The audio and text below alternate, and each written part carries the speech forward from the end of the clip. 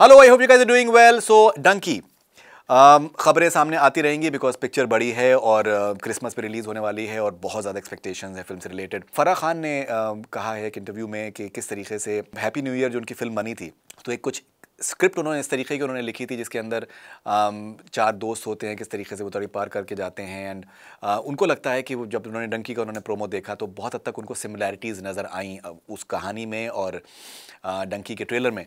और उन्होंने कहा है कि दैट शाहरुख खान को जब उन्होंने वो सुनाई थी वो कहानी उस वक्त उन्होंने कहा कि that I am too old to play this character. So वो खासा वो सरप्राइज्ड हैं कि वो ट्रेलर को देखकर जो सामने आया है। अच्छा, खबर ये भी आ रही है कि ये भी कहा जा रहा है कि दैट मुन्ना भाई चले अमेरिका एक फिल्म बना रहे थे राजकुमार हिरानी साहब, obviously with Sanjay Dutt and Arshad Warsi.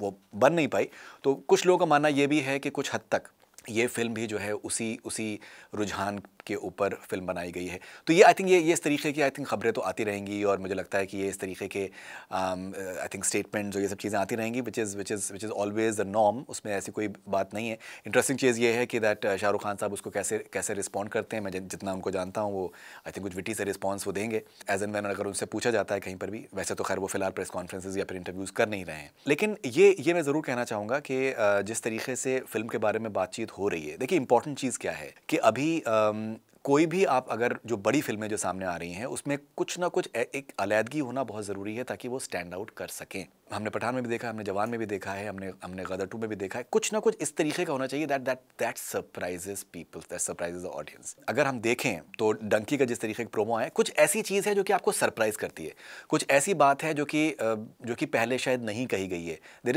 Is a novelty value in the film which is always the norm. And Rajkumar Hirani हैं तो कुछ ना कुछ अलग डेफिनेटली होना ही चाहिए बिकॉज राजू सर काफ़ी वक्त लेते हैं फिल्म बनाने के लिए और जब बनाते हैं तो बहुत ही ज़्यादा शिद्दत के साथ बनाते हैं। उन फिल्म मेकर्स में से हैं जो कि फिल्म को एक प्रॉफिटेबल वेंचर के तरीके से मेनली नहीं देखते हैं कि आपने पैसा लगाया, पैसा आपने कमाया।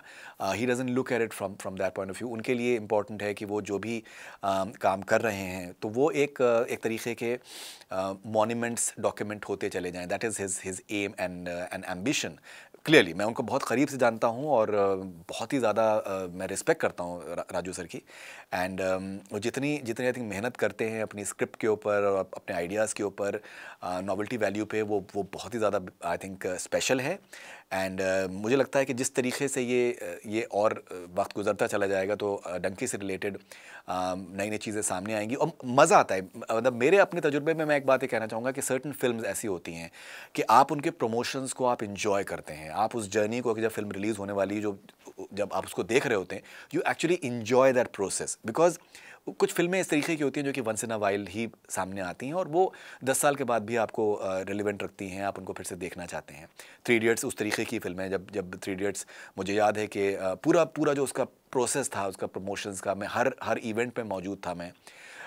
और इंटरव्यूज़ मैंने करे हैं और मुझे याद है कि जिस दिन फिल्म रिलीज़ हुई थी 3 इडियट्स, उस दिन मैंने इंटरव्यू किया था आमिर एंड माधवन एंड शर्मन जोशी का और पिक्चर ने बहुत अच्छा स्टार्ट लिया था and it just went on to do very very well. So ये इस तरीके की फिल्में बनाने वाले जो डायरेक्टर्स होते हैं वो अलग ब्रीड ऑल टुगेदर है and Rajkumar Hirani is one of those. यहाँ पर अभिजात जोशी भी इंपॉर्टेंट एक फैक्टर होते हैं बिकॉज वो कहानी उन्होंने साथ में लिखी है एंड डायलॉग्स, तो ये बेसिकली कोलैबोरेटर्स दोनों के दोनों हैं। And as far as Shahrukh Khan looking in Dunki, I think is looking very young and he's looking at the top of his game. So what are your thoughts on all these reports that are coming in? How do you look at it, and are you excited with the way the film is being promoted as of now, the way the feelers are coming out about the film? Do share your thoughts and we'll be waiting for it eagerly. This is Faridun Sharia for Connect FM Canada. Stay connected. Do subscribe to our YouTube channel.